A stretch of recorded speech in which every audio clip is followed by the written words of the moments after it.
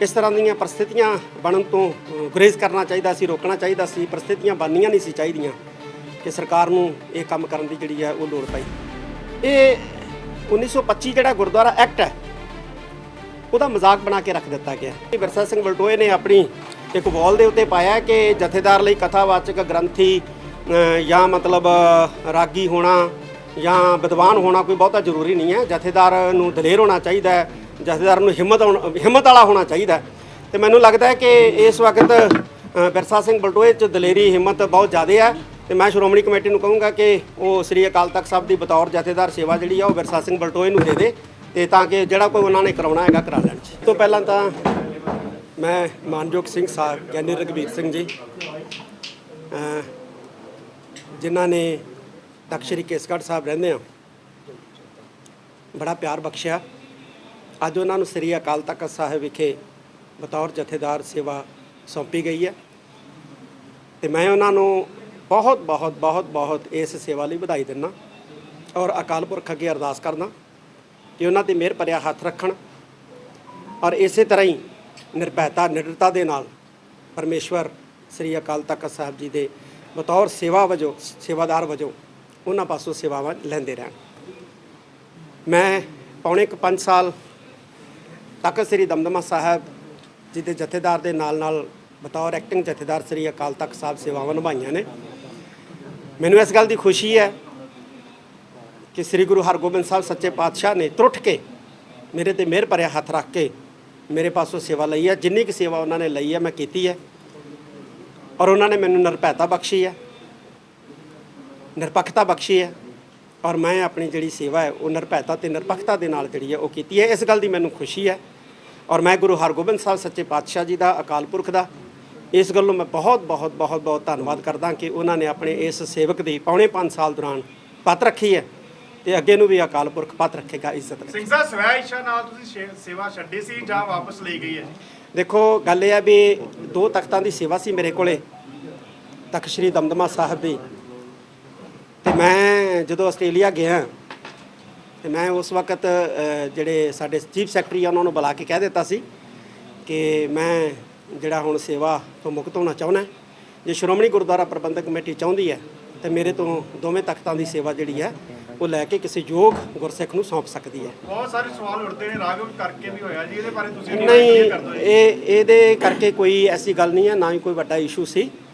ਤੇ ਸ਼੍ਰੋਮਣੀ ਗੁਰਦੁਆਰਾ ਪ੍ਰਬੰਧਕ ਕਮੇਟੀ ਨੇ ਜੋ ਕੀਤਾ ਹੈ ਉਹਨਾਂ ਨੇ ਆਪਣੇ ਹਿਸਾਬ ਨਾਲ ਠੀਕ ਕੀਤਾ, ਮੈਨੂੰ ਕੋਈ ਇਤਰਾਜ਼ ਨਹੀਂ। ਪੰਜਾਬ ਸਰਕਾਰ ਵੱਲੋਂ ਜੋ ਹੁਣ ਕੀਤਾ ਗਿਆ ਗੁਰਬਾਣੀ ਦੇ ਨਾਂ ਤੇ ਇਸ ਦੀ ਦਖਲਅੰਦਾਜ਼ੀ ਕਰਨ ਦੇ ਸੰਬੰਧ ਵਿੱਚ ਇੱਕ ਬਿੱਲ ਪਾਸ ਕੀਤਾ ਗਿਆ, ਉਹਦੇ ਬਾਰੇ ਕੀ ਕਹਿਣਾ? ਦੇਖੋ ਪੰਜਾਬ ਸਰਕਾਰ ਨੇ ਜਿਹੜਾ ਬਿੱਲ ਪਾਸ ਕੀਤਾ ਹੈ ਉਹ ਵੈਲਿਡ ਹੈ ਜਾਂ ਨਹੀਂ ਵੈਲਿਡ ਹੈ ਇਹ ਤਾਂ ਜਿਹੜੇ ਕਾਨੂੰਨ ਦੇ ਮਾਹਰ ਹੈ ਜਾਂ ਗੁਰਦੁਆਰਾ ਐਕਟ ਦੇ ਜਿਹੜੇ ਮਾਹਰ ਹੈ ਉਹ ਦੱਸ ਸਕਦੇ ਨੇ। ਪਰ ਮੈਂ ਇੰਨਾ ਜ਼ਰੂਰ ਕਹੂੰਗਾ ਕਿ ਸਾਨੂੰ ਇਸ ਤਰ੍ਹਾਂ ਦੀਆਂ परिस्थितियां ਬਣਨ ਤੋਂ ਗੁਰੇਜ਼ ਕਰਨਾ ਚਾਹੀਦਾ ਸੀ, ਰੋਕਣਾ ਚਾਹੀਦਾ ਸੀ। परिस्थितियां ਬਣਨੀਆਂ ਨਹੀਂ ਸੀ ਚਾਹੀਦੀਆਂ ਕਿ ਸਰਕਾਰ ਨੂੰ ਇਹ ਕੰਮ ਕਰਨ ਦੀ ਜਿਹੜੀ ਹੈ ਉਹ ਲੋੜ ਪਈ। ਇਹ 1925 ਜਿਹੜਾ ਗੁਰਦੁਆਰਾ ਐਕਟ ਹੈ ਉਹਦਾ ਮਜ਼ਾਕ ਬਣਾ ਕੇ ਰੱਖ ਦਿੱਤਾ ਗਿਆ ਕਿਉਂਕਿ ਮਾਸਟਰ ਤਾਰਾ ਸਿੰਘ ਤੇ ਨਹਿਰੂ ਦੇ ਦਰਮਿਆਨ 1959 ਦੇ ਵਿੱਚ ਜਨਵਰੀ ਦੇ ਵਿੱਚ ਇੱਕ ਕੰਪਰੋਮਾਈਜ਼ ਹੋਇਆ ਸੀ ਜਿਹਨੂੰ ਮਾਸਟਰ ਤਾਰਾ ਸਿੰਘ ਨਹਿਰੂ ਪੈਕਟ ਕਹਿੰਦੇ ਆ। ਉਹਦੇ ਵਿੱਚ ਇਹ ਮੱਦ ਜਿਹੜੀ ਹੈ ਦਰਜ ਕੀਤੀ ਗਈ ਸੀ ਕਿ ਕੋਈ ਵੀ ਅਮੈਂਡਮੈਂਟ ਜਿਹੜੀ ਹੈ ਉਹ ਸ਼੍ਰੋਮਣੀ ਗੁਰਦੁਆਰਾ ਪ੍ਰਬੰਧਕ ਕਮੇਟੀ ਦੇ ਹਾਊਸ 'ਚ ਪਾਸ ਕੀਤੇ ਬਿਨਾਂ ਕੋਈ ਵੀ ਸਰਕਾਰ ਜਿਹੜੀ ਹੈ ਉਹ ਨਹੀਂ ਕਰ ਸਕਦੀ ਔਰ ਕਦੇ ਕੀਤੀ ਵੀ ਨਹੀਂ ਜਿੱਥੋਂ ਤੱਕ ਮੈਨੂੰ ਜਾਣਕਾਰੀ ਹੈ। ਪਹਿਲੀ ਵਾਰ ਹੋਇਆ ਕਿ ਹਰਿਆਣਾ ਗੁਰਦੁਆਰਾ ਪ੍ਰਬੰਧਕ ਕਮੇਟੀ ਜਿਹੜੀ ਹੈ ਹਰਿਆਣਾ ਸਰਕਾਰ ਨੇ ਬਣਾਈ। ਚਲੋ ਉਹਨਾਂ ਨੇ ਜਿਹੜਾ ਪੰਜਾਬ ਪੁਨਰਗਠਨ ਐਕਟ 1966 ਸੀਗਾ ਉਹਦੇ ਵਿੱਚ ਇੱਕ ਮੱਦ ਸੀਗੀ ਕਿ ਹਰਿਆਣਾ ਜਿਹੜੀ ਆਪਣੀ ਕਾਰਪੋਰੇਸ਼ਨ ਵੱਖਰੀ ਬਣਾ ਸਕਦੀ ਹੈ। ਉਸ ਨੇ ਉਸ ਮੱਦ ਦੇ ਹਵਾਲੇ ਦੇ ਨਾਲ ਜਿਹੜਾ ਆਪਣੀ ਵੱਖਰੀ ਕਮੇਟੀ ਬਣਾ ਲਈ। ਪਰ ਜਿਹੜਾ ਹਰਿਆਣੇ ਗੁਰਦੁਆਰਾ ਦਾ ਪ੍ਰਬੰਧ ਜਿਹੜਾ ਹੈਗਾ 1925 ਐਕਟ ਦੇ ਤਹਿਤ ਸ਼੍ਰੋਮਣੀ ਕਮੇਟੀ ਕਰ ਰਹੀ ਸੀ ਉਹ ਕਿਸੇ ਢੰਗ ਦੇ ਨਾਲ ਉਹ ਲੈ ਨਹੀਂ ਸੀ ਸਕਦੇ ਕਿਉਂਕਿ 1925 ਐਕਟ ਦੇ ਤਹਿਤ ਹਰਿਆਣੇ ਦੇ ਗੁਰਦੁਆਰੇ ਜਿਹੜੇ ਹੈ ਉਹ ਨੋਟੀਫਾਈਡ ਹੈ ਔਰ ਜਿੰਨਾ ਚਿਰ ਉਹ ਡੀ ਨੋਟੀਫਾਈਡ ਨਹੀਂ ਹੁੰਦੇ ਉਹ ਪ੍ਰਬੰਧ ਜਿਹੜਾ ਉਹਨਾਂ ਦਾ ਇਨਲੀਗਲ ਹੈ ਔਰ ਡੀ ਨੋਟੀਫਾਈਡ ਗੁਰਦੁਆਰੇ ਕਰਨ ਦਾ ਅਧਿਕਾਰ ਜਿਹੜਾ ਹੈ ਉਹ ਭਾਰਤੀ ਸੰਸਦ ਕੋਲ ਸੀ। ਸ਼੍ਰੋਮਣੀ ਗੁਰਦੁਆਰਾ ਪ੍ਰਬੰਧਕ ਕਮੇਟੀ ਨੂੰ ਸੁਪਰੀਮ ਕੋਰਟ ਦੇ ਵਿੱਚ ਇਹ ਪੀਐਲ ਪਾਉਣੀ ਚਾਹੀਦੀ ਹੈ ਕਿ ਜਿੰਨਾ ਚਿਰ ਹਰਿਆਣਾ ਗੁਰਦੁਆਰਾ ਪ੍ਰਬੰਧਕ ਕਮੇਟੀ ਦੇ ਜਿਹੜੇ ਗੁਰਦੁਆਰੇ ਹੈ ਉਹ ਜਦੋਂ ਡੀ ਨੋਟੀਫਾਈ ਨਹੀਂ ਹੋਏ ਅਜੇ ਵੀ ਐਕਟ 1985 ਦੇ ਅੰਡਰ ਉਹ ਨੋਟੀਫਾਈ ਹੈ ਤੇ ਉਹ ਪ੍ਰਬੰਧ ਜਿਹੜਾ ਉਹ ਕਿਵੇਂ ਸੰਭਾਲ ਸਕਦੇ ਆ। ਤਾਂ ਮੈਂ ਸਮਝਦਾ ਕਿ ਮਾਸਟਰ ਤਾਰਾ ਸਿੰਘ ਤੇ ਪੰਡਿਤ ਜਵਾਹਰ ਲਾਲ ਨਹਿਰੂ ਜੋ ਉਸ ਵਕਤ ਦੇ ਪ੍ਰਧਾਨ ਮੰਤਰੀ ਸੀ, ਉਹਨਾਂ ਦਾ ਜਿਹੜਾ ਪੈਕਟ ਸੀਗਾ ਹੋਇਆ ਕਿ ਸਰਕਾਰਾਂ ਜਿਹੜੀਆਂ ਇੰਟਰਵੈਨ ਨਹੀਂ ਕਰਨਗੀਆਂ ਧਾਰਮਿਕ ਮਾਮਲਿਆਂ 'ਚ, ਉਹਦੀ ਉਲੰਘਣਾ ਜਿਹੜੀ ਹੈ ਉਹ ਕਿਸੇ ਵੀ ਸਰਕਾਰ ਨੂੰ ਨਹੀਂ ਕਰਨੀ ਚਾਹੀਦੀ। ਇਹਦੇ ਨਾਲ ਬੇਵਿਸ਼ਵਾਸੀ ਦਾ ਮਾਹੌਲ ਪੈਦਾ ਹੁੰਦਾ। ਵਿਧਾਨ ਸਭਾ 'ਚ ਗੁਰੂ ਸਾਹਿਬ ਨੂੰ ਬਖਸ਼ੇ ਸਿੱਖੀ ਸਰੂਪ ਦਾ ਮਜ਼ਾਕ ਉਡਾਇਆ ਗਿਆ। ਨਹੀਂ, ਮੈਂ ਉਹ ਸੁਣਿਆ ਨਹੀਂ ਕੀ ਹੈ, ਮੈਨੂੰ ਅਜੇ ਇਹਦੇ ਬਾਰੇ ਉਹ ਜਾਣਕਾਰੀ ਕਹਿੰਦੇ ਜੀ ਕਿ ਜਿਹੜੀ ਅਸੀਂ ਦਾੜੀਆਂ ਵਾਲਿਆਂ ਨਾਲੋਂ ਮੈਂ ਚੰਗਾ ਸੱਚਾ ਸੁੱਚਾ ਵਾਂ, ਪਰ ਉਹਨਾਂ ਨਾਲੋਂ ਮੈਂ ਚੰਗਾ ਨਹੀਂ। ਦੇਖੋ, ਕਦੇ ਖੁੱਲੀ ਛੱਡ ਦਿੰਦੇ, ਇਸ ਤਰ੍ਹਾਂ ਕਰਕੇ ਮਜ਼ਾਕ ਉਡਾਇਆ। ਦੇਖੋ, ਸਿੱਖ ਰਹਿਤ ਮਰਿਆਦਾ ਦੇ ਵਿੱਚ ਦੋ ਤਰ੍ਹਾਂ ਦੀ ਰਹਿਤ ਹੈ, ਇੱਕ ਸਾਖੀ ਰਹਿਤ ਹੈ, ਇੱਕ ਪੰਥਕ ਰਹਿਤ ਹੈ। ਸਾਖੀ ਰਹਿਤ ਦੇ ਵਿੱਚ ਸਾਡਾ ਅਮਰਤਾਰੀ ਹੋਣਾ, ਨਿਤਨਾਮੀ ਹੋਣਾ ਜਿਹੜਾ ਹੈਗਾ ਤੇ ਸਾਬਤ ਸੂਰਤ ਹੋਣਾ ਇਹ ਬੜਾ ਲਾਜ਼ਮੀ ਹੈ। ਪੰਥਕ ਰਹਿਤ ਦੇ ਵਿੱਚ ਪੰਥ ਦਾ ਖਿਆਲ ਰੱਖਣਾ, ਪੰਥ ਦੇ ਮਸਲਿਆਂ ਨੂੰ ਜਿਹੜਾ ਤਰਜੀਹ ਦੇਣੀ, ਇਹ ਜਿਹੜਾ ਅਹਿਮ ਆਉਂਦਾ ਹੈ। ਤਾਂ ਸਿੱਖ ਲਈ ਜਿਹੜਾ ਸਾਖੀ ਰਹਿਤ ਤੇ ਪੰਥਕ ਰਹਿਣੀ, ਸਾਖੀ ਰਹਿਣੀ ਤੇ ਪੰਥਕ ਰਹਿਣੀ ਦੋਨੇ ਬੜੀਆਂ ਜ਼ਰੂਰੀ ਹੈ। ਇਸ ਕਰਕੇ ਕਿਸੇ ਦਾ ਕਹਿਣਾ ਕਿ ਦਾੜੀ ਵਾਲਾ ਜਿਹੜਾ ਉਹ ਸਿੱਖ ਨਹੀਂ ਆ, ਜਾਂ ਜਿਹੜਾ ਬਿਨਾਂ ਦਾੜੀ ਤੋਂ ਉਹੀ ਸਿੱਖ ਹੋ ਸਕਦਾ ਹੈ, ਜਾਂ ਦਾੜੀ ਵਾਲੇ ਦੇ ਅੰਦਰ ਸਿੱਖੀ ਨਹੀਂ, ਮੈਂ ਨਾ ਬੇਮਾਇਨੇ ਗੱਲਾਂ। ਸਵਾਲ ਰਿਪੀਟ ਕਰ ਰਹੇ ਸਿੰਘ ਸਾਹਿਬ, ਜ਼ਿਆਦਾਤਰ ਪ੍ਰਚਾਰ ਇਹ ਕੀਤਾ ਗਿਆ ਕਿ ਤੁਹਾਨੂੰ ਜਬਰੀ ਉਹਦੇ ਤੋਂ ਉਤਾਰਿਆ ਗਿਆ। ਤੁਸੀਂ ਇੱਕ ਵਾਰੀ ਗੱਲ ਦੁਬਾਰਾ ਪਲੀਜ਼ ਕਰਿਓ। ਨਹੀਂ, ਇਦਾਂ ਦੀ ਮੈਂ ਨਹੀਂ ਸਮਝਦਾ ਹੈਗਾ, ਕਿਉਂਕਿ ਮੈਂ ਚੀਫ ਸੈਕਟਰੀ ਨੂੰ ਪਹਿਲੇ ਕਹਿ ਕੇ ਗਿਆ ਸੀਗਾ ਕਿ ਜੇ ਸ਼੍ਰੋਮਣੀ ਕਮੇਟੀ ਚਾਹੁੰਦੀ ਹੈ ਤੇ ਮੇਰੇ ਤੋਂ 2 ਵਜੇ ਤੱਕ ਦੀ ਸੇਵਾ ਲੈ ਸਕਦੀ ਹੈ। ਮੈਂ ਅੱਜ ਵੀ ਮਤਲਬ ਜੇ ਚਾਹੁੰਦੀ ਹੈ ਤੇ ਤਖਤ ਸ੍ਰੀ ਦਮਦਮਾ ਸਾਹਿਬ ਦੀ ਸੇਵਾ ਛੱਡਣ ਨੂੰ ਵੀ ਕਿਹਾ। ਤੁਸੀਂ ਸਵੈच्छਾ ਦੇ ਨਾਲ ਮੈਂ ਬਿਲਕੁਲ ਖੁਸ਼ ਹਾਂ ਜੀ, ਔਰ ਅਕਾਲ ਪੁਰਖ ਦਾ ਧੰਨਵਾਦ। ਅਕਾਲੀ ਲੀਡਰ ਪਹਿਲਾਂ ਤੁਹਾਡੇ ਖਿਲਾਫ ਬਿਆਨਬਾਜ਼ੀ ਕਰਦਾ ਸੀ, ਕੱਲ ਉਹਨੇ ਨਵੇਂ ਸਿੰਘ ਸਾਹਿਬ ਦੇ ਉੱਤੇ ਵੀ ਟਿੱਪਣੀ ਕੀਤੀ ਹੈ। ਕਿਹੜੇ ਅਕਾਲੀ ਲੀਡਰ ਨੇ? ਸਰਦਾਰ ਵਿਰਸਾ ਸਿੰਘ ਵਲਟੋਆ ਬਾਰ-ਬਾਰ ਪਹਿਲਾਂ ਤੁਹਾਡੇ ਤੇ ਟਿੱਪਣੀਆਂ ਕਰਦੇ ਸੀ, ਅੱਜ ਕੱਲ ਉਹਨਾਂ ਨੇ ਨਵੇਂ ਸਿੰਘ ਸਾਹਿਬ ਦੇ ਬਾਰੇ ਵਿੱਚ ਵੀ ਟਿੱਪਣੀ ਕੀਤੀ ਹੈ। ਦੇਖੋ ਉਹਨੇ ਮੈਨੂੰ ਨਾ ਕਿਸੇ ਜਾਣਕਾਰੀ ਦਿੱਤੀ ਹੈ ਵੀ ਵਿਰਸਾ ਸਿੰਘ ਵਲਟੋਏ ਨੇ ਆਪਣੀ ਇੱਕ ਵਾਲ ਦੇ ਉੱਤੇ ਪਾਇਆ ਕਿ ਜਥੇਦਾਰ ਲਈ ਕਥਾਵਾਚਕ ਗ੍ਰੰਥੀ ਜਾਂ ਮਤਲਬ ਰਾਗੀ ਹੋਣਾ ਜਾਂ ਵਿਦਵਾਨ ਹੋਣਾ ਕੋਈ ਬਹੁਤਾ ਜ਼ਰੂਰੀ ਨਹੀਂ ਹੈ। ਜਥੇਦਾਰ ਨੂੰ ਦਲੇਰ ਹੋਣਾ ਚਾਹੀਦਾ ਹੈ, ਜਥੇਦਾਰ ਨੂੰ ਹਿੰਮਤ ਵਾਲਾ ਹੋਣਾ ਚਾਹੀਦਾ ਹੈ। ਤੇ ਮੈਨੂੰ ਲੱਗਦਾ ਹੈ ਕਿ ਇਸ ਵਕਤ ਵਿਰਸਾ ਸਿੰਘ ਵਲਟੋਏ 'ਚ ਦਲੇਰੀ ਹਿੰਮਤ ਬਹੁਤ ਜ਼ਿਆਦਾ ਹੈ। ਤੇ ਮੈਂ ਸ਼੍ਰੋਮਣੀ ਕਮੇਟੀ ਨੂੰ ਕਹੂੰਗਾ ਕਿ ਉਹ ਸ੍ਰੀ ਅਕਾਲ ਤਖਤ ਸਾਹਿਬ ਦੀ ਬਤੌਰ ਜਥੇਦਾਰ ਸੇਵਾ ਜਿਹੜੀ ਆ ਉਹ ਵਿਰਸਾ ਸਿੰਘ ਵਲਟੋਏ ਨੂੰ ਦੇ ਦੇ, ਤੇ ਤਾਂ ਕਿ ਜਿਹੜਾ ਕੋਈ ਉਹਨਾਂ ਨੇ ਕਰਾਉਣਾ ਹੈਗਾ ਕਰਾ ਲੈਣ ਜੀ। ਸਿੰਘ ਸਾਹਿਬ, ਤੁਸੀਂ ਸ਼੍ਰੋਮਣੀ ਕਮੇਟੀ ਨੂੰ ਦੇਸ਼ ਵੀ ਕੀਤਾ ਸੀ ਕਿ ਆਪਣਾ ਚੈਨਲ ਸ਼ੁਰੂ ਕੀਤਾ ਜਾਵੇ, ਪਰ ਉਸ ਤੋਂ ਬਾਅਦ ਇਹ ਪ੍ਰਮੁੱਖ ਸਾਹਿਬ ਬਣ ਗਿਆ, ਉਸ ਤੋਂ ਬਾਅਦ ਵਿਧਾਨ ਸਭਾ ਦੇ ਵਿੱਚ ਬਿੱਲ ਆ ਗਿਆ। ਪੈਦਾ ਨਹੀਂ ਸੀ ਹੋਣੀਆਂ ਚਾਹੀਦੀਆਂ ਕਿ ਪੰਜਾਬ ਸਰਕਾਰ ਨੇ ਜਿਹੜਾ ਕੱਲ ਉਹ ਵੈਲਿਡ ਹੈ ਨਹੀਂ ਵੈਲਿਡ ਹੈ ਇਹ ਵਿਦਵਾਨ ਦੱਸ ਸਕਦੀ ਹੈ, ਉਹ ਕਰ ਸਕਦੀ ਹੈ ਪੰਜਾਬ ਗਵਰਨਮੈਂਟ ਕਿ ਨਹੀਂ ਕਰ ਸਕਦੀ ਇਹ ਵਿਦਵਾਨ ਦੱਸ ਸਕਦੇ ਆ, ਪਰ ਸਥਿਤੀਆਂ ਨਹੀਂ ਸੀ ਬਣਨੀਆਂ ਚਾਹੀਦੀਆਂ। ਮੰਨਦੇ ਹੋ ਕਿ ਦਖਲਅੰਦਾਜ਼ੀ ਕੀਤੀ ਜਾ ਰਹੀ ਹੈ? ਦੇਖੋ, ਮੈਂ 1900 ਪਹਿਲੇ ਕਹਿਤਾ ਕਿ ਨਹਿਰੂ ਤੇ ਜਿਹੜਾ ਜਵਾਹਰ ਲਾਲ ਨਹਿਰੂ ਦੇ ਦਰਮਿਆਨ ਜਿਹੜਾ ਪੈਕਟ ਹੈ ਉਹਦੀ ਉਲੰਘਣਾ ਨਹੀਂ ਹੋਣੀ ਚਾਹੀਦੀ। ਸਿੰਘ ਸਾਹਿਬ, ਬਸ ਜੀ। ਮੇਰਾ ਸਹਿਯੋਗ ਰਹੇਗਾ ਹੁਣ। ਬਹੁਤ ਸਹਿਯੋਗ। ਗੁਰੂ ਹਰਗੋਬਿੰਦ ਸਾਹਿਬ, ਗੁਰੂ ਗੋਬਿੰਦ ਸਿੰਘ ਮਹਾਰਾਜ ਦੀ ਸੇਵਾ ਅਸੀਂ ਹਮੇਸ਼ਾ ਕਰਦੇ ਰਹਾਂਗੇ। ਮੈਂ ਦਮਦਮਾ ਸਾਹਿਬ ਦੀ ਜਥੇਦਾਰੀ ਤੋਂ ਵੀ ਸੇਵਾ ਮੁਕਤ ਹੋ ਗਿਆ, ਮੈਂ ਤਾਂ ਵੀ ਸੇਵਾ ਕਰਦੇ ਰਹਾਂਗੇ। ਕਈ ਸਵਾਲ ਕਰਦੇ ਸੀ ਕਿ ਸਿੰਘ ਸਾਹਿਬ ਨੂੰ ਉੱਥੋਂ ਇਸਤੀਫਾ ਦੇ ਦੇਣਾ ਚਾਹੀਦਾ, ਉਹਨਾਂ ਨੂੰ ਜ਼ਬਰਦਸਤੀ ਲਾਇਆ। ਲੈ ਲੈਣ ਜੀ, ਆਪਾਂ ਨੂੰ ਕੀ ਫਰਕ ਪੈਂਦਾ ਜੀ, ਉਹਨਾਂ ਦੀ ਖੁਸ਼ੀ ਹੈ ਜੀ। ਮੈਨੂੰ ਕਹਿ ਦੇਣਗੇ ਮੈਂ ਦੇ ਦਾਂਗਾ ਜੀ 1 ਮਿੰਟ 'ਚ। ਹੋਰ ਜੀ ਕੋਈ ਪੁੱਛਣਾ? ਬਸ ਸਿੰਘ ਸਾਹਿਬ, ਜਿਹੜਾ ਤੁਹਾਡਾ ਕਾਰਜਕਾਲ ਰਿਹਾ ਉਹਦੇ ਵਿੱਚ ਕਿੰਨੀਆਂ ਕਿ ਚੁਣੌਤੀਆਂ ਬਣੀਆਂ, ਕਿੰਨੀਆਂ ਕਿ ਸਿਆਸੀ ਪਾਰਟੀ ਦਾ ਦਬਾਅ ਬਣਿਆ, ਤੇ ਕਿੰਨੀ ਕਿ ਤੁਸੀਂ ਮੰਨਦੇ ਹੋ ਕਿ ਉਹ ਤੁਹਾਡੇ ਵਾਸਤੇ ਔਖਾ ਸੀ? ਮੈਂ ਨਾ ਜੀ ਇੱਕ ਇੰਗਲੈਂਡ ਦੇ ਵਿੱਚ ਇੰਟਰਵਿਊ 'ਚ ਕਿਹਾ ਸੀ ਕਿ ਮੈਂ ਪ੍ਰੈਸ਼ਰ ਨਹੀਂ ਮੰਨਾਂਗਾ, ਤੇ ਜਿੱਦੇ ਮੇਰੇ ਤੇ ਪ੍ਰੈਸ਼ਰ ਆਇਆ ਮੈਂ ਘਰੇ ਚੱਲ ਜਾਂਗਾ। ਮੈਂ ਘਰੇ ਚਲਾ ਗਿਆ। ਇਹਦਾ ਮਤਲਬ ਪ੍ਰੈਸ਼ਰ ਤਾਂ ਨਹੀਂ ਸੀ। ਪ੍ਰੈਸ਼ਰ ਤਾਂ ਦੇਖੋ, ਪ੍ਰੈਸ਼ਰ ਤਾਂ ਹੁੰਦਾ ਹੀ ਹੈ, ਇੰਨੇ ਮਸਲੇ ਇੰਨੇ ਮੁੱਦੇ, ਪ੍ਰੈਸ਼ਰ ਨਹੀਂ ਹੁੰਦਾ। ਸਿੰਘ ਸਾਹਿਬ, ਕਿਵੇਂ ਦਾ ਮੀਡੀਆ ਨੂੰ ਜਵਾਬ ਦੇਣਾ ਪ੍ਰੈਸ਼ਰ ਨਹੀਂ ਹੈ।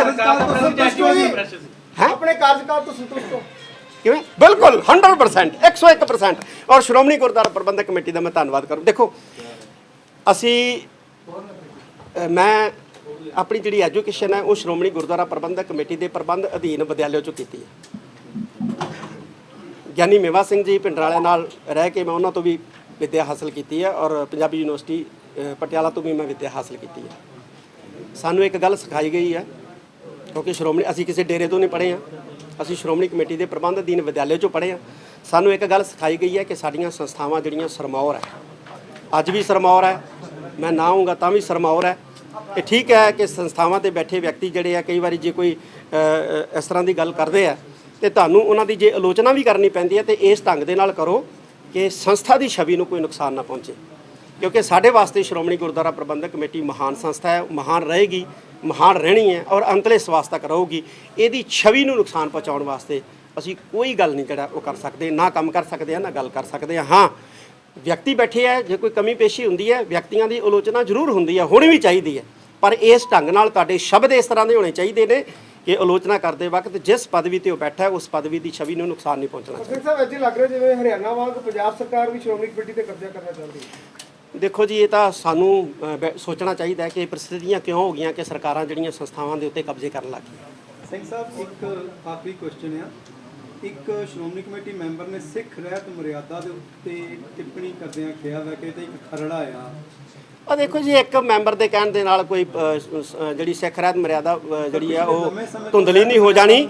ਸ਼੍ਰੋਮਣੀ ਗੁਰਦੁਆਰਾ ਪ੍ਰਬੰਧਕ ਕਮੇਟੀ ਸਿੱਖ ਰਹਿਤ ਮਰਿਆਦਾ ਨੂੰ ਅਦਾਲਤਾਂ ਦੇ ਵਿੱਚ ਕੋਡ ਕਰਦੀ ਰਹੀ ਹੈ। ਸ਼੍ਰੋਮਣੀ ਗੁਰਦੁਆਰਾ ਪ੍ਰਬੰਧਕ ਕਮੇਟੀ ਇਸ ਮਰਿਆਦਾ ਨੂੰ ਛਾਪਦੀ ਰਹੀ ਹੈ। ਸ਼੍ਰੋਮਣੀ ਗੁਰਦੁਆਰਾ ਪ੍ਰਬੰਧਕ ਕਮੇਟੀ ਦੇ ਪ੍ਰਚਾਰਕ 100 ਸਾਲ ਤੋਂ ਜਦੋਂ ਤੋਂ ਇਹ ਮਰਿਆਦਾ ਜਿਹੜੀ ਹੈ ਉਹ ਛਪੀ ਹੈ, ਬਣੀ ਹੈ, ਉਹ ਇਹਦਾ ਪ੍ਰਚਾਰ ਪ੍ਰਸਾਰ ਕਰਦੇ ਰਹੇ ਹੈ। ਇਸ ਕਰਕੇ ਕਿਸੇ ਇੱਕ ਦੇ ਕਹਿਣ ਨਾਲ ਕੋਈ ਇਹਦੀ ਛਵੀ ਧੁੰਦਲੀ ਨਹੀਂ ਹੋਈ। ਅਜਿਹੀਆਂ ਪ੍ਰਸਥਿਤੀਆਂ ਲਈ ਸਿੱਧੇ ਤੌਰ ਤੇ ਤੁਸੀਂ ਜ਼ਿੰਮੇਵਾਰ ਕਿਸ ਨੂੰ ਮੰਨਦੇ ਹੋ? ਜਿਹਦਾ ਹੱਲ ਇਹਦੀਆਂ ਪ੍ਰਸਥਿਤੀਆਂ ਲਈ ਅਸੀਂ ਸਾਰੇ ਜ਼ਿੰਮੇਵਾਰ ਹਾਂ। ਅਸੀਂ ਵੀ ਅਹੁਦਿਆਂ ਤੇ ਬੈਠੇ ਹਾਂ, ਸਾਰੇ ਜ਼ਿੰਮੇਵਾਰ ਹਾਂ। ਅੱਜ ਮੰਗ ਕੀਤੀ ਜਾ ਰਹੀ ਹੈ ਜੀ ਸੋਸ਼ਲ ਮੀਡੀਆ ਕਿ ਭਗਵੰਤ ਮਾਨ ਨੇ ਜਿਸ ਤਰ੍ਹਾਂ ਦੇ ਨਾਲ ਦਖਲਅੰਦਾਜ਼ੀ ਕੀਤੀ ਹੈ, ਦਾੜੇ ਸੰਬੰਧੀ ਕੋਈ ਬੇਤੁਕੀ ਬਿਆਨਬਾਜ਼ੀ ਕੀਤੀ ਹੈ, ਉਹਨੂੰ ਤਲਬ ਕੀਤਾ ਜਾਣਾ ਚਾਹੀਦਾ। ਦੇਖੋ, ਮੈਂ ਪਹਿਲਾਂ ਹੀ ਕਹਿ ਦਿੱਤਾ ਹੈਗਾ ਕਿ ਮੈਂ ਪਹਿਲੀ ਗੱਲ ਤਾਂ ਮੈਂ ਸੁਣੀ ਨਹੀਂ ਹੈ ਇਸ ਤਰ੍ਹਾਂ ਦੀ ਕੋਈ ਗੱਲਬਾਤ, ਤੇ ਪਰ ਇਹ ਜਿਹੜੇ ਅੱਜ ਕੱਲ੍ਹ ਨਾ ਰਾਜਨੀਤੀ ਦੇ ਵਿੱਚ ਜਿਹੜੀ ਆਪਾਂ ਇਹਨੂੰ ਪੰਜਾਬੀ ਦੇ ਵਿੱਚ ਕਹਿ ਦਈਏ ਮਾੜੀ ਭਾਸ਼ਾ ਦਾ ਇਸਤੇਮਾਲ ਜਿਹੜਾ ਲੀਡਰਾਂ ਵੱਲੋਂ ਕੀਤਾ ਜਾ ਰਿਹਾ, ਕਿਸੇ ਇੱਕ ਲੀਡਰ ਵੱਲੋਂ ਨਹੀਂ, ਸਾਰਿਆਂ ਲੀਡਰਾਂ ਵੱਲੋਂ, ਇਹ ਸਾਡੇ ਵਾਸਤੇ ਬਹੁਤ ਚਿੰਤਾ ਦੀ ਗੱਲ ਹੈ। ਅਹੁਦਿਆਂ ਤੇ ਬੈਠੇ ਬੰਦਿਆਂ ਦੀ ਯੋਗਤਾ, ਬੰਦਿਆਂ ਦੀ ਉਮਰ, ਇਹਦਾ ਲਿਹਾਜ਼ ਜਿਹੜਾ ਉਹ ਸਾਨੂੰ ਸਾਰਿਆਂ ਨੂੰ ਕਰਨਾ ਚਾਹੀਦਾ। ਸ਼ਬਦ ਜਿਹੜੇ ਆ ਐਸੇ ਬੋਲਣੇ ਚਾਹੀਦੇ ਆ ਕਿ ਅਹੁਦੇ ਤੇ ਵਿਅਕਤੀ ਪ੍ਰਤੀ ਜਿਹਦੇ ਪ੍ਰਤੀ ਸ਼ਬਦ ਬੋਲਦੇ ਆ ਉਸ ਅਹੁਦੇ ਦੀ ਤੋਹੀਨ ਨਾ ਹੋਵੇ। ਇਹ ਸਾਡੇ ਲਈ ਚਿੰਤਾ ਦਾ ਵਿਸ਼ਾ ਹੈ ਕਿ ਸ਼ਬਦ ਜਿਹੜੇ ਸਾਡੇ ਉਹ ਬਹੁਤੇ ਵਧੀਆ ਨਹੀਂ ਰਹਿ ਗਏ ਸਾਰੀਆਂ ਪਾਰਟੀਆਂ ਦੇ ਲੀਡਰਾਂ ਦੇ। ਉਹ ਭਾਰਤ ਦੇ ਵਿੱਚ, ਇਕੱਲੇ ਪੰਜਾਬ ਦੀ ਮੈਂ ਗੱਲ ਨਹੀਂ ਕਰਦਾ, ਪੂਰੇ ਭਾਰਤ ਦੇ ਵਿੱਚ ਤੁਸੀਂ ਜਿਹੜੀ ਲੈਂਗੁਏਜ ਸੁਣਦੇ ਹੋ ਲੀਡਰਾਂ ਦੀ ਔਰ ਹਲਕੇ ਪੱਧਰ ਦੇ ਉੱਤੇ ਜਾ ਕੇ ਜਿਹੜੀ ਬਿਆਨਬਾਜ਼ੀ ਹੁੰਦੀ ਹੈ, ਇਹ ਸਾਡੇ ਲਈ ਚਿੰਤਾ ਦਾ ਵਿਸ਼ਾ ਹੈ। 31 ਮਾਰਚ 2000 ਨੂੰ ਵਿਦਾਂਤੀ ਜੀ ਨੇ ਜਦੋਂ ਤੁਹਾਨੂੰ ਨਿਯੁਕਤ ਕੀਤਾ ਸੀ ਉਦੋਂ ਵੀ ਬਹੁਤ ਸਾਰੇ ਲੋਕਾਂ ਨੇ ਤੁਹਾਡੇ ਖਿਲਾਫ ਬੰਦਾ ਪ੍ਰਚਾਰ ਕੀਤਾ ਸੀ। ਹੁਣ ਸਿੰਘ ਸਾਹਿਬ ਗਿਆਨੀ ਰਘਬੀਰ ਸਿੰਘ ਹੁਣੀ ਆ ਗਏ ਨੇ ਜਿਹੜੇ ਤੁਹਾਡੇ ਖਿਲਾਫ ਸੀ, ਉਹ ਅੱਜ ਤੁਹਾਡੇ ਹੱਕ 'ਚ ਭੁਗਤ ਰਹੇ ਨੇ, ਉਹਨਾਂ ਦੇ ਖਿਲਾਫ ਭੁਗਤ ਰਹੇ ਨੇ। ਮੈਂ ਸਮਝਦਾ ਮਾਹੌਲ ਲਈ ਤੁਸੀਂ ਕੀ ਮੰਨਦੇ ਹੋ ਕਿ ਮੈਂ ਇਹ ਸਮਝਦਾ ਕਿ ਸੋਸ਼ਲ ਮੀਡੀਆ ਤੇ ਉਸਤਤ ਜਾਂ ਸੋਸ਼ਲ ਮੀਡੀਆ ਤੇ ਨਿੰਦਾ, ਇਹ ਸਾਰਾ ਜੀ ਬੇਕਾਰ ਦੀਆਂ ਚੀਜ਼ਾਂ ਨੇ, ਫੇਕ ਵਰਲਡ ਹੈ ਇਹ।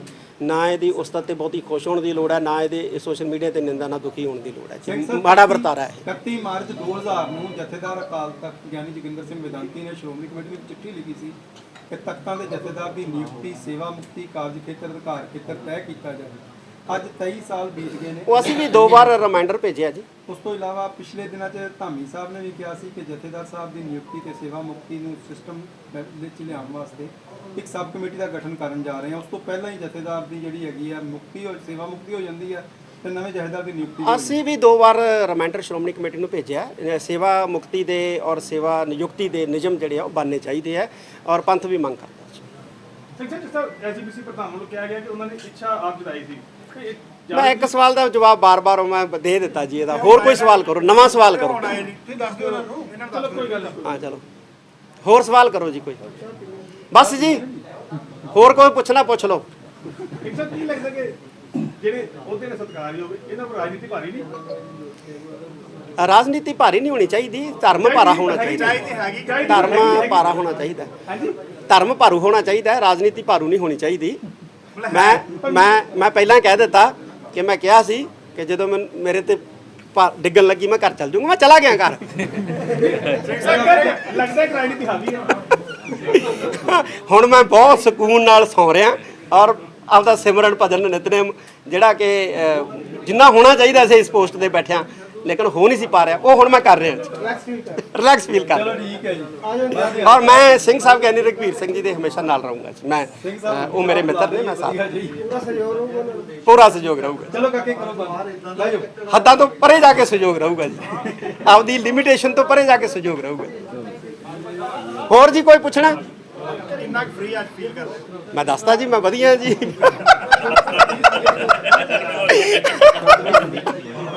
ਦੇਖੋ, ਸਭ ਤੋਂ ਵੱਡੀ ਗੱਲ ਹੈ ਕਿ ਇੱਜ਼ਤ ਨਾਲ ਜਾ ਰਹੇ।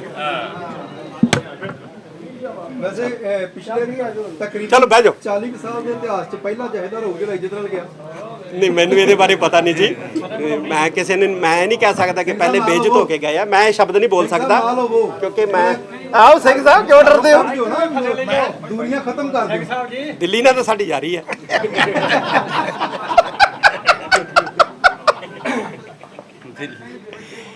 ਆਪੇ ਜੋ ਕਹਿੰਦੇ ਆ ਤਾਂ ਹੈਗੀ ਆ ਫਿਰ ਸਿੰਘ ਸਾਹਿਬ ਵਾਕਿਆ ਹੈ ਕਿ ਸਿੰਘ ਸਾਹਿਬ ਯਾਰੀ ਹਾਂ ਹੈਗੀ ਆ, ਕਿਉਂ ਹੈ ਨਹੀਂ ਜੀ ਸਿੰਘ ਸਾਹਿਬ ਕਹਿੰਦੇ ਕਈ ਤਰ੍ਹਾਂ ਦੀ ਹੈ ਜੀ ਦੇਖੋ ਪੰਥ ਦਾ ਨੁਕਸਾਨ ਸੰਸਥਾਵਾਂ ਦਾ ਨੁਕਸਾਨ ਕਿਸੇ ਨਾਲ ਸਹਿਚਾਰ ਹੋਣਾ ਨਾ ਹੋਣਾ ਇਹ ਵੱਖਰਾ ਵਿਸ਼ਾ ਜੀ ਲੇਕਿਨ ਪੰਥ ਦਾ ਨੁਕਸਾਨ ਸੰਸਥਾਵਾਂ ਦਾ ਨੁਕਸਾਨ ਕੌਮ ਦਾ ਨੁਕਸਾਨ ਇਹ ਕਦੇ ਸੁਪਨੇ 'ਚ ਨਹੀਂ ਸੋਚ ਸਕਦੇ ਜੇ ਕੋਈ ਕਰੂਗਾ ਡਟ ਕੇ ਪਹਿਰੇਦਾਰੀ ਕਰਾ ਭਾਵੇਂ ਜਿਹਦੇ ਨਾਲ ਜਾਰੀ ਹੈ ਜਾਂ ਨਹੀਂ ਹੈ ਔਰ ਕੀਤੀ ਹੈ ਜੀ ਕੋਈ ਨਿੱਜੀ ਕੰਮ ਨਹੀਂ ਲਿਆ ਜੀ ਕੋਈ ਨਿੱਜੀ ਕੋਈ 1 ਰੁਪਈਏ ਦਾ ਕੰਮ ਨਹੀਂ ਲਿਆ ਜਦੋਂ ਗੱਲ ਕੀਤੀ ਹੈ ਠੋਕੇ ਕੀਤੀ ਹੈ ਸੰਸਥਾ ਦੀ ਕੀਤੀ ਹੈ ਪੰਥ ਦੀ ਕੀਤੀ ਹੈ ਔਰ ਪੰਥਕ ਸੋਚ ਦੀ ਕੀਤੀ ਹੈ ਜੀ ਔਰ ਇਹ ਹੋਏ ਰਹੇਗੀ ਜੀ ਚਲੋ ਠੀਕ ਹੈ ਆਜੋ ਬੈਠੋ ਜੀ ਪਹਿਲੇ ਦਿਨ ਤੋਂ ਹਰ ਤਰ੍ਹਾਂ ਦਾ ਨਸ਼ਾ ਬੰਦ ਨਸ਼ਾ ਛਡਾਉਣ ਚ ਮਾਹਿਰ ਡਾਕਟਰ ਗੁਪਤਾ 76961 77000 ਬਿਨਾਂ ਤੋੜ ਤਕਲੀਫ ਤੋਂ ਬਿਨਾਂ ਦਾਖਲ ਹੋਏ ਬਿਨਾਂ ਕੰਮ ਛੱਡੇ ਹਰ ਤਰ੍ਹਾਂ ਦਾ ਨਸ਼ਾ ਛੱਡੋ ਸ਼ਰਾਬ ਹੈਰੋਇਨ ਸਮੈਕ ਅਫੀਮ ਗਾਂਜਾ ਚਿੱਟਾ ਭੁੱਕੀ ਟੀਕੇ ਗੋਲੀਆਂ ਜੀਭ ਥੱਲੇ ਰੱਖਣ ਵਾਲੀ ਗੋਲੀ ਤੋਂ ਛੁਟਕਾਰਾ ਪਾਓ ਸਾਡੀ ਦਵਾਈ 100% ਆਯੁਰਵੈਦਿਕ ਹੈ ਇਸ ਦਾ ਕੋਈ ਸਾਈਡ ਇਫੈਕਟ ਨਹੀਂ ਦੇਸ਼ ਵਿਦੇਸ਼ 'ਚ ਦਵਾਈ ਭੇਜਣ ਦਾ ਖਾਸ ਪ੍ਰਬੰਧ ਹੈ ਪਤਾ ਆਨੰਦ ਦਵਾਖਾਨਾ ਸਾਹਮਣੇ bus stand Patiala doctor Gupta 76961 77000